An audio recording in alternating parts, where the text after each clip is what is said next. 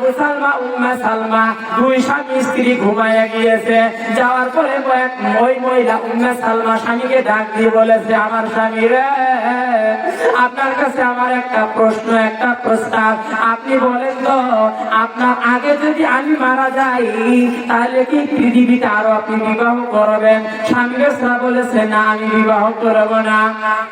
আবার স্বামী বলেছে, স্ত্রী, তোমার আগে যদি আমি মারা যাই কিংবা আমার আগে তুমি যাও, আরো কি তুমি বিয়ে করবা? স্বামীও বলছে বিয়ে করব না, স্ত্রীও বলেছে বিয়ে করব না।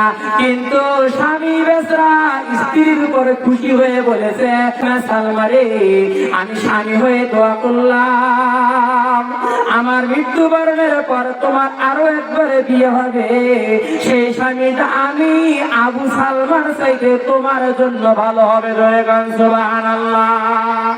এ মা, স্বামীর দোয়ায় নবীর সাথে বিয়ে হয়েছে মা।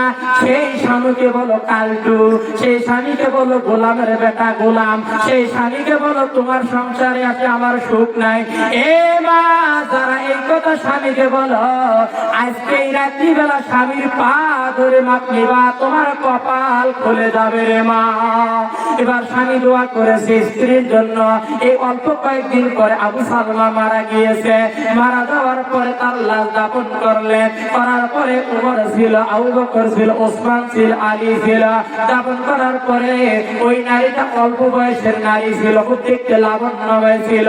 এই সাহাবায়ে কেরাম চারজন বৈঠকের মধ্যে বসে ওই নারীকে বিবাহের জন্য প্রস্তাব পাঠাইলেন। হযরত আবু বকর বিয়ে করার জন্য প্রস্তাব পাঠাইলেন। নারী বলছে, আবু বকর রে, তোমাকে আমি বিয়ে করতে পারবো না। উনি আবার রিটেন হওয়ার পরে গেলেন ওমর রাদিয়াল্লাহু তাআলা। ওমরকে বলেছে, ওমর রে, তোমার বড় ভাই আবু বকরকে বিয়ে আমি করি নাই, তোমাকে করবো কেমন করে? ওনাকেও করে নাই। এবারে 3 নম্বরে গেছে হযরত ওসমান রাদিয়াল্লাহু তাআলা বিয়ে করার জন্য। চিঠি পাঠানোর সঙ্গে সঙ্গে নারীটা বলছে, ওসমান রে, তুমি ভেবেছ আমি মনে ধনী মানুষ, তোমার সম্পদ দেখে বিবাহ করবো না। তোমার বড় ভাই আবু বকরকে করি নাই, উমরকে করি নাই, তোমাকে করবো কেমন করে? 3 তারিখটা হয়ে গেলেন। 4র্থ নম্বরে গেছে হযরত আলী রাদিয়াল্লাহু তাআলা। ওই নারী বলছে, আলী রে, তোমার বড় ভাই 3 জনকে বিবাহ করি নাই, তোমাকে করব কেমন করে? এবার 4 জন মিলে বৈঠক দিয়ে আল্লাহর নবীকে বলছে, ইয়া রাসূলুল্লাহ, ইয়া হাবিবাল্লাহ, এই বিধবা নারীর সম্মান কি এত বেশি হয়ে গিয়েছে? আপনার সেই 4 জন বড় বড় সাহাবী কাউকে বিবাহ করে না। ইয়া রাসূলুল্লাহ, আমরা বলতেছি আপনি নিজেই বিবাহ করেন। তো জোরে কান্না সুবহানাল্লাহ। এবার আল্লাহ রাসূল তাকে বিবাহ করার জন্য প্রস্তাব দিলে, তোর সঙ্গে সঙ্গে বিবাহের প্রস্তাব দেওয়ার সঙ্গে সঙ্গে আল্লাহ রাসূলের প্রস্তাবের মধ্যে জবাব দিয়েছে, লাব্বাইয়া সাদাইকা আলাইকা ইয়া রাসূলুল্লাহ, আমি আপনার প্রস্তাবে রাজি আছি। জোরে কান্না সুবহানাল্লাহ। আমার মায়েরা, সর্বশেষে ওই নারীটার বিবাহ আল্লাহর নবীর সাথে হয়েছে। ধরে কান সুবহানাল্লাহ। স্বামীর দোয়ার কারণে কথা বলেন ঠিক না বেঠিক?